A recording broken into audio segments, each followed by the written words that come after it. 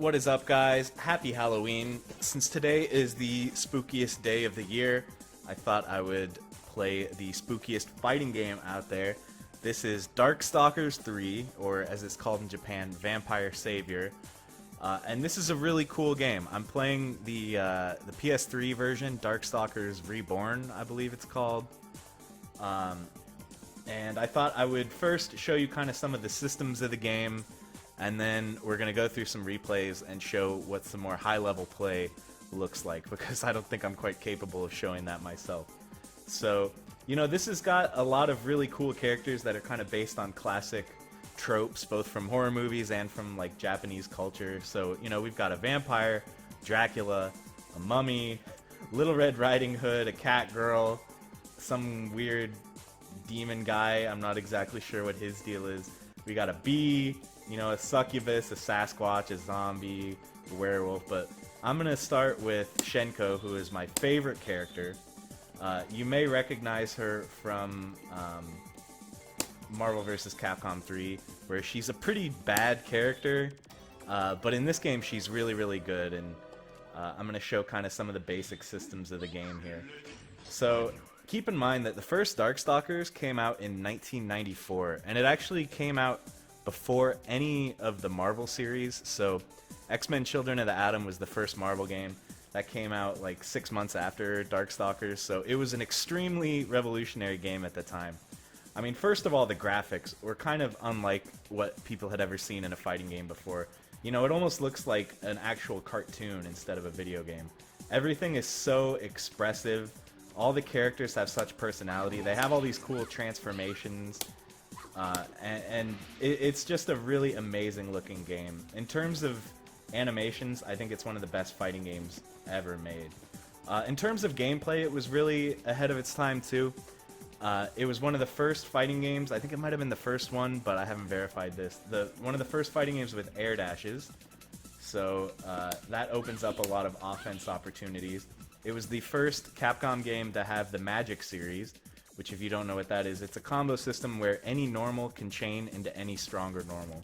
So light punch can go into light kick, can go into medium punch, can go into medium kick, can go into hard punch, can go into hard kick. And you can kind of mix and match however you want, as long as you're getting stronger. So, you know, you can do stuff like that. You can pretty much chain however you want. The only thing is that sometimes, you know, you can get pushed back so far that moves will whiff, but for most characters, your best combo, generally, without using meter, is going to be Magic Series. So since that's pretty easy to pull off, you can get started doing combos really quickly in this game. So that makes it pretty fun to pick up as a new player. It's got some other stuff you would expect from a fighting game. You know, obviously it's got special moves. It's got enhanced special moves, or ES moves. So you can press 2 buttons to burn meter for any of your special moves. As you can see, I've got 99 super meters. That's the limit in this game. I don't think it's actually possible to get 99 in a match. There's just not enough time. You're going to kill them before you get that many, but theoretically you can have a lot of moves. So you can do the enhanced special moves to use meter.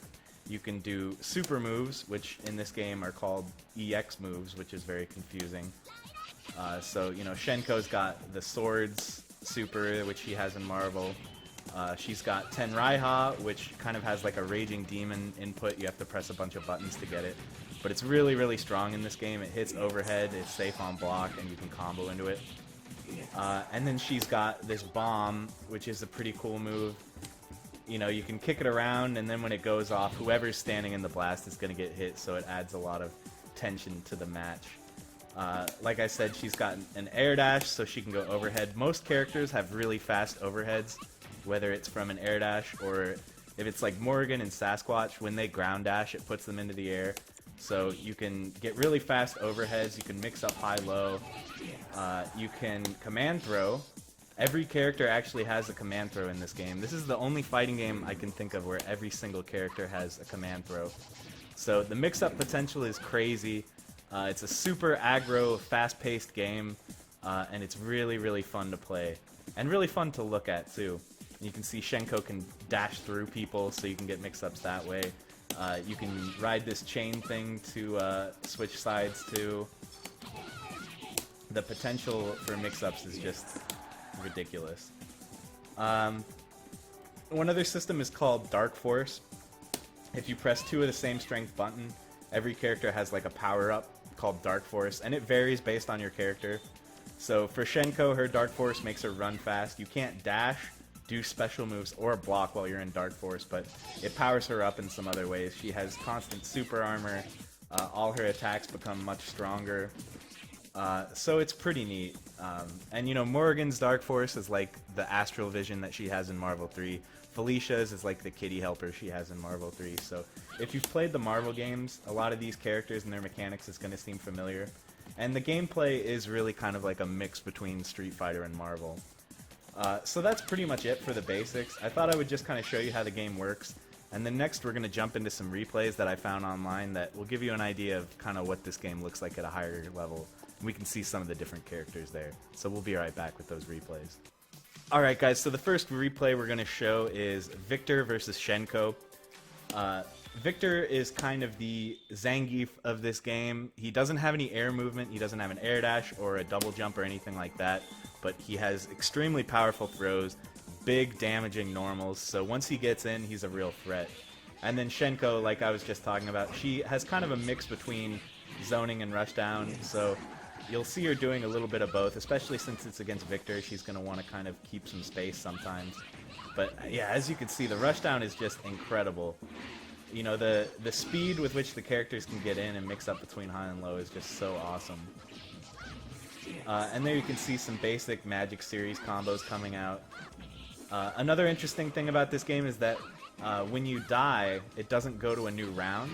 You just come back to life with a full life bar, and the opponent's life bar stays where it's at. And your screen actually stays where it's at too. So you can see Shenko stays in the corner between the new rounds, and Victor stays with just a little bit of life.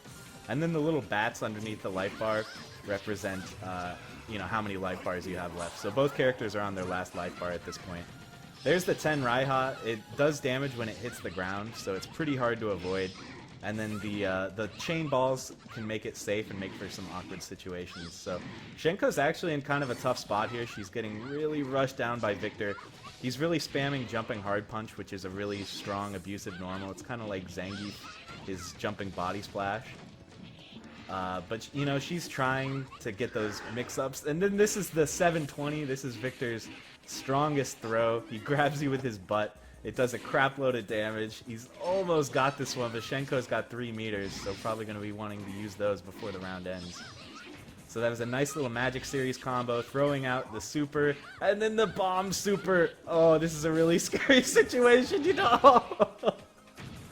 So they got double KO'd, and that's just the end of it. You would think that maybe there would be a tiebreaker, but the double KO, it just ends with a tie. So I thought that was a really hilarious match.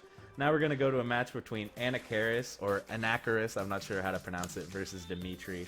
So Dimitri is kind of the Ryu of this game. He's got a fireball, he's got a dragon punch, and he's got like a drill that kind of acts like a hurricane kick. Anacharis is a really interesting character. He's pretty slow in the air. He's one of the least aerial characters, but he does have kind of a little dive kick type move. And he's got long kind of Dalsim-like normals. So he's a pretty cool character to watch. You might have played him in Marvel 2 as well. He's fun in that game. But yeah, you can see he's kind of all over him with the Magic Series combos. And there, that little dive he did was the pursuit attack after the knockdown. So Dimitri's mostly playing footsies and trying to get the fireballs out, where Anacharis is kind of trying to get in there with those long-range normals, get past all the zoning, and then get some offense going. And another thing is that every character has really fast dashes, and that you can cancel dashes into attacks, which is, you know, a system that's in pretty much every Marvel game. So another thing that Anacharis is doing a lot is, you know, dashing around with jabs to kind of keep the opponent locked down. And Dimitri has these DP moves that you can kind of see that he's throwing out. He can do a command dash into a DP, which will then make the DP have longer range, and it's fully invincible. So he's a pretty, even though he, like I said, he's kind of the Ryu of this game, he's pretty interesting. So there he closed it out with an EX DP. And then there's his Raging Demon type move. It is a command throw. I believe in that situation it can be jumped. Oh, but he got another one. Anacris not... Oh, he got a third one. So he won with 3 Raging Demons in a row.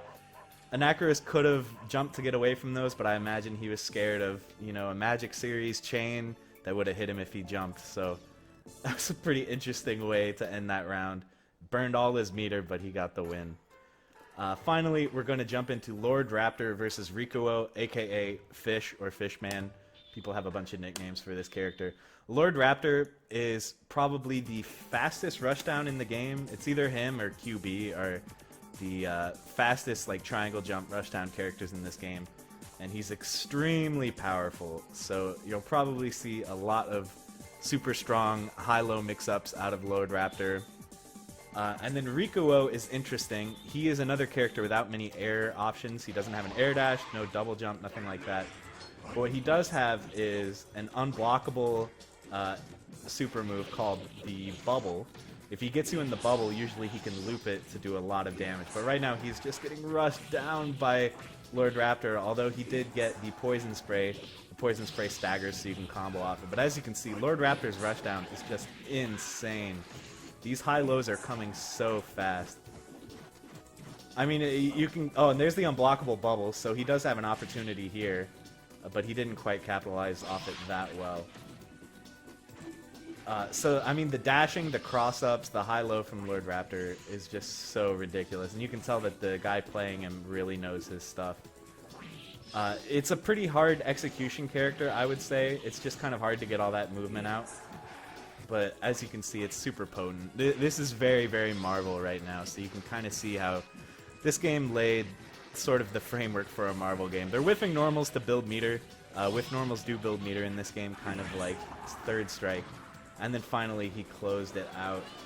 And then he turns back into a human and shreds out on the guitar. One of the awesome animations in this game.